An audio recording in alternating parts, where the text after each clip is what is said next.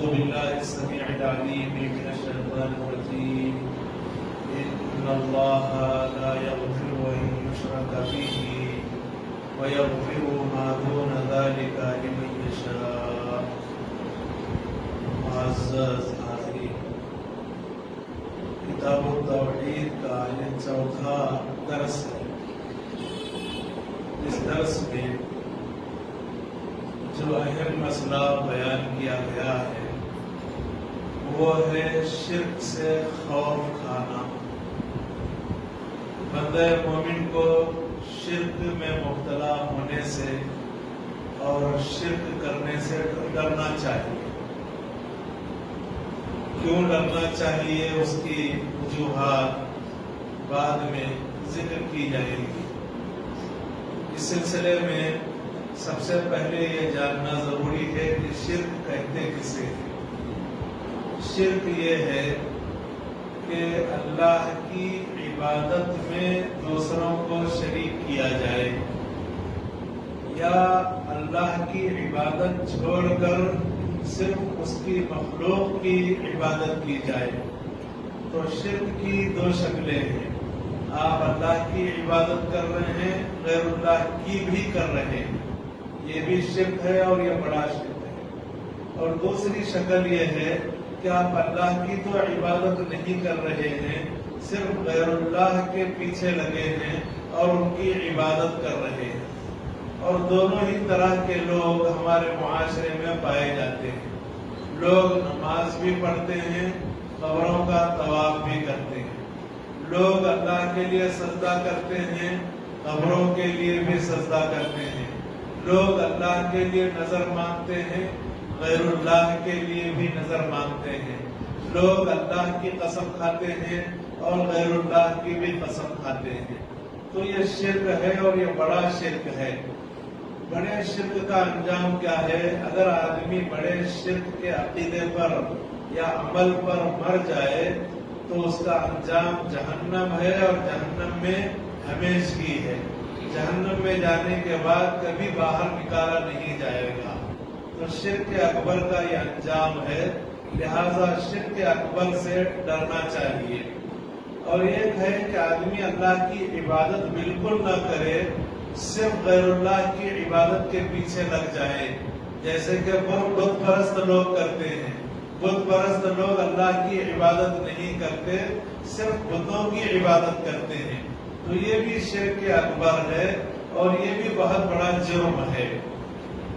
تو شرک سے ڈرنا چاہیے، بچنا چاہیے، خوف اور اندیشہ کھانا چاہیے.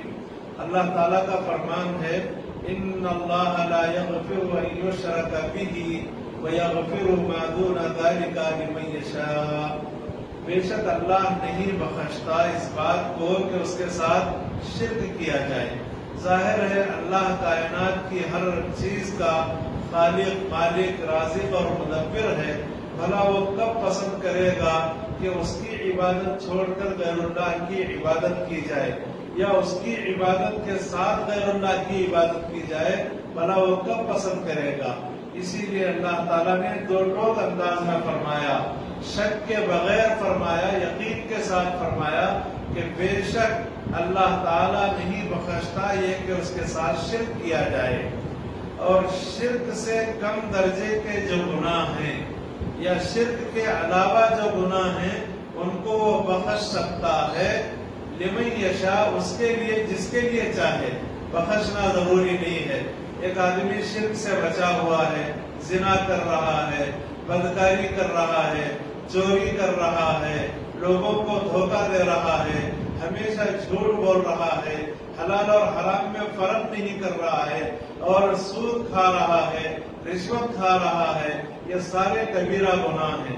ہو سکتا ہے بندہ اگر توبہ کرے تو معاف ہو جائے اور بخشش ہو جائے، یا یہ کہ اگر بندہ ان بڑے گناہوں کے کرنے کے بعد بغیر توبہ کے انتقال کر جائے، ہو سکتا ہے اللہ تعالیٰ آخرت میں توحید کے پائے جانے کی وجہ سے ان گناہوں کی بخشش فرما دے. تو اسی لیے اللہ تعالیٰ نے یہ بات بیان فرمائی. ابراہیم علیہ السلام نے فرمایا، انہوں نے دعا کی اللہ تعالیٰ سے، وَاجْنُبْنِي وَبَنِيَّ أَن نَعْبُدَ الْأَصْنَامَ، اور مجھے اور میری اولاد کو اس بات سے بچا لے کہ ہم بتوں کی عبادت کریں۔ حضرت ابراہیم علیہ السلام نے دیکھا معاشرے کو کہ معاشرے کے اکثر لوگ بت پرستی میں مبتلا ہیں اور بتوں نے لوگوں کو گمراہ کر رکھا ہے، بتوں کی عبادت کی وجہ سے لوگ گمراہی میں ہیں۔ تو ابراہیم علیہ السلام کو فکر ہوئی اپنی اور اپنی اولاد کی کہ کہیں ایسا نہ ہو کہ ہم بھی شرک میں مبتلا ہو جائیں۔ تو اللہ تعالیٰ نے ان کی دعا کو نقل فرمایا، اور دعا کو نقل کرنے کے بعد یہ بات بھی بیان فرمائی کہ کس وجہ سے ابراہیم علیہ السلام نے یہ دعا کی تھی کہ اے میرے رب مجھے اور میری اولاد کو بچا لے اس بات سے کہ ہم بتوں کی عبادت کریں۔ اللہ نے اس کی وجہ بیان فرمائی، ربی انہن اضللن کثیرا من الناس، اے میرے رب ان بتوں نے بہت سے لوگوں کو گمراہ کر دیا ہے، کہیں ایسا نہ ہو کہ میں اور میری اولاد بھی گمراہ ہو جائے۔ اس لیے حضرت ابراہیم علیہ السلام نے شرک کے تعلق سے اللہ تعالیٰ سے دعا فرمائی کہ مجھے اور میری اولاد کو اس سے باز رکھ اور بچایا۔ شرک کے تعلق سے یہ بات بھی جان لیجئے کہ شرک کی ایک اور شکل اور ایک قسم اور ہے، وہ ہے ریا اور دکھاوا، جسے شرک اصغر بھی کہتے ہیں اور شرک خفی بھی کہتے ہیں، کہ نیک انسان ہر نیکی کرتا ہے لیکن اس کے دل کا حال اللہ ہی جانے۔ جو نیکی کرتا ہے اللہ کے لیے کرتا ہے یا تعریف کے لیے کرتا ہے، اس کے دل کا حال اللہ جانے۔ اگر کوئی آدمی لوگوں سے تعریف اور تقرب کے لیے کرتا ہے تو یہ ریا اور دکھاوا ہے، تو یہ بھی شرک ہے لیکن چھوٹا شرک ہے۔ چنانچہ اللہ کے رسول صلی اللہ علیہ وسلم فرماتے ہیں اخوف ما اخاف علیکم الشرک الاصغر، مجھے جس بات کا زیادہ خوف ہے تم لوگوں پر وہ چھوٹا شرک ہے۔ کس سے مخاطب ہیں آپ صلی اللہ علیہ وسلم؟ صحابہ کرام رضوان اللہ علیہم اجمعین سے، جن صحابہ کے بارے میں رب العالمین نے قرآن مجید میں سند عطا فرمائی، رضی اللہ عنہم ورضوا عنہ، یہ لوگ اللہ سے راضی ہو گئے اور اللہ ان سے راضی ہو گیا۔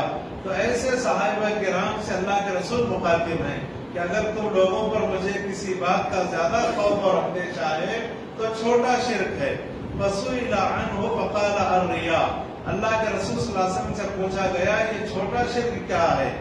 دیکھیے، اگر کوئی آدمی کو کوئی بات معلوم نہ ہو تو اسے پوچھ لینا چاہیے تاکہ اسے تشفی ہو جائے اور آدمی اس پر عمل کرنے لگ جائے۔ تو پوچھا گیا تو آپ صلی اللہ علیہ وسلم نے فرمایا کہ ریاکاری اور دکھاوا یہ چھوٹا شرک ہے۔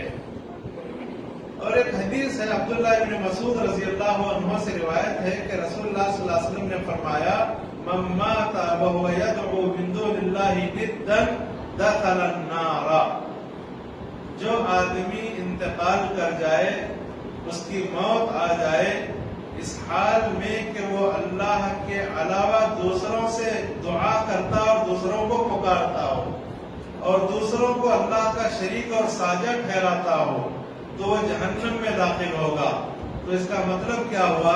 اگر کوئی آدمی زندگی میں شرک کر رہا تھا اور توبہ کر لیا تو اس کا شرک معاف ہو جائے گا، لیکن ایک آدمی شرک کر رہا تھا، اسی شرک کی حالت میں موت ہو گئی تو اب اس کے لیے نجات کی امید نہیں ہے۔ تو لہٰذا ہمیشہ شرک سے بچنا چاہیے، اس لیے کہ آپ نے فرمایا جو مر جائے اس حال میں کہ اللہ کے علاوہ کسی اور کو آدمی شریک اور ساجھا کر رہا ہے تو جہنم میں داخل ہوگا۔ یہ ساجھا کیا ہے؟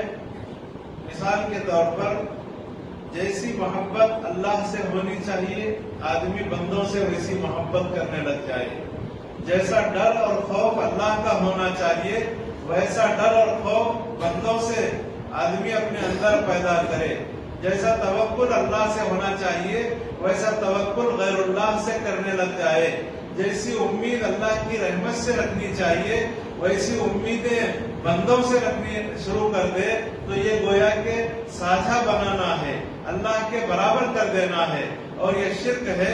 یقیناً انسان سے امیدیں رکھتا ہے لیکن اس کے حدود ہیں، اور اللہ تبارک و تعالیٰ سے جیسے امید رکھتا ہے ویسے اسے امید نہیں رکھنا چاہیے۔ تو اللہ کے رسول صلی اللہ علیہ وسلم نے ایک اور حدیث میں فرمایا من لقی اللہ لا یشرک بہ شیئا دخل الجنہ، جو آدمی اللہ سے ملاقات کرے اس حال میں کہ اللہ کے ساتھ کسی چیز کو شریک نہ ٹھہراتا ہو تو جنت میں داخل ہوگا۔ ومن لقیہ یشرک بہ شیئا دخل النار، جو اللہ سے ملاقات کرے اس حال میں کہ اس کے ساتھ کسی چیز کو شریک کرتا ہو تو وہ جہنم میں داخل ہوگا۔ اس حدیث سے کچھ باتیں معلوم ہوئی۔ ایک بات یہ ہے کہ انسان کا انتقال کر جانا دراصل یہ اللہ سے ملاقات کرنے کا ایک ذریعہ ہے، اسی لیے حدیث میں ہے من احب لقاء اللہ احب اللہ لقاءہ ومن کرہ لقاء اللہ کرہ اللہ لقاءہ۔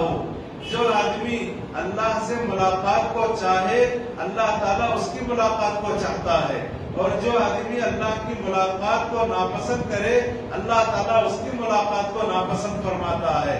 تو موت ذریعہ ہے اللہ رب العالمین سے ملاقات کے لیے۔ اور ایک مسئلہ یہ معلوم ہوا کہ جنت اور جہنم بالکل قریب ہے۔ کیوں قریب ہے؟ اگر آدمی کی موت شرک کی حالت میں ہوئی تو جہنم رسید ہوگا، اگر آدمی کی موت توحید پر ہوگی تو جنت میں پہنچے گا۔ اور اسی لیے قبر کے بارے میں کہا گیا ہے کہ قبر یہ جنت کی کیاریوں میں سے ایک کیاری ہے اور جہنم کے گڑھوں میں سے ایک گڑھا ہے۔ تو گویا کہ جنت بھی قریب ہے اور جنت کا فیصلہ بھی قریب ہے، اور جہنم قریب ہے اور جہنم کا فیصلہ بھی قریب ہے۔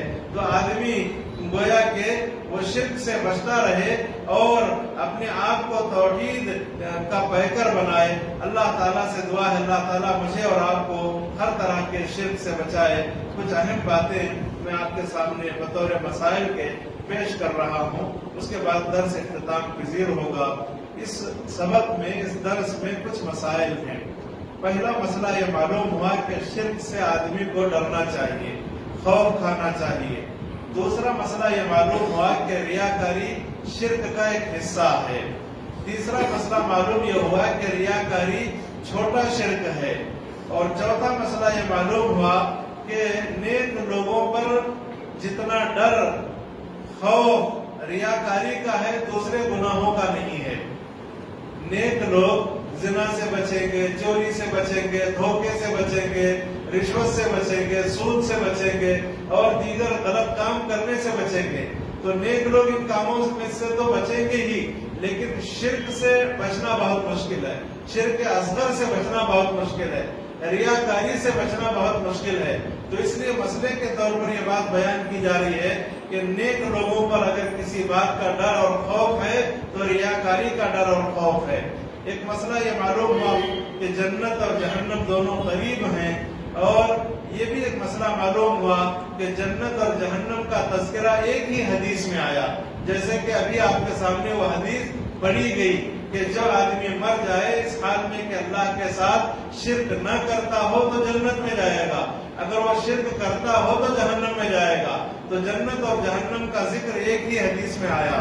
اور یہ بات بھی معلوم ہوئی کہ ابراہیم علیہ السلام نے اپنے لیے اور اپنی اولاد کے لیے بتوں کی عبادت سے بچنے کی آرزو کی اور اللہ تعالیٰ سے دعا کی کہ اللہ تعالیٰ بت پرستی سے ان کو اور ان کے اولاد کو بچائے۔ اور ایک مسئلہ یہ بھی معلوم ہوا کہ اکثریت سے حضرت ابراہیم علیہ السلام نے عبرت حاصل کی، کیونکہ ان کے ماحول اور معاشرے میں اکثر لوگ جو گمراہ ہو رہے تھے بت پرستی کی وجہ سے گمراہ ہو رہے تھے۔ تو اکثریت کو دیکھ کر انہوں نے اندیشہ کیا کہ کہیں ایسا نہ ہو کہ اکثریت کی لپیٹ میں ہم بھی آ جائیں اور ہم بھی شرک میں مبتلا ہو جائیں۔ اسی لیے انہوں نے کہا رب انہن اضللن کثیرا من الناس، اے میرے رب بے شک ان بتوں نے بہت سے لوگوں کو گمراہ کر دیا ہے۔ اور ایک مسئلہ یہ معلوم ہوا کہ اس حدیث کے اندر لا الہ الا اللہ کی تفسیر معلوم ہوئی کہ اللہ کے سوا کوئی معبود برحق نہیں ہے، لہذا اللہ کے ساتھ شرک کرنا بہت بڑا جرم ہے اور بہت بڑا گناہ ہے۔ اور اخیر میں جو بات معلوم ہوئی وہ یہ ہے کہ جو آدمی شرک سے بچے گا اس کے لیے فضیلت حاصل ہوگی اور اس کے لیے افضلیت ہے شرک سے بچنے والے کے لیے۔ اللہ رب العالمین سے دعا ہے رب کریم ہمیں توحید کو اپنانے اور شرک سے بچنے کی توفیق عطا فرمائے۔ رب کریم ہمیں بڑے اور چھوٹے شرک سے محفوظ رکھے، آمین۔ وآخر دعوانا ان الحمد للہ رب العالمین وصلی اللہ علی نبی کریم۔ السلام علیکم۔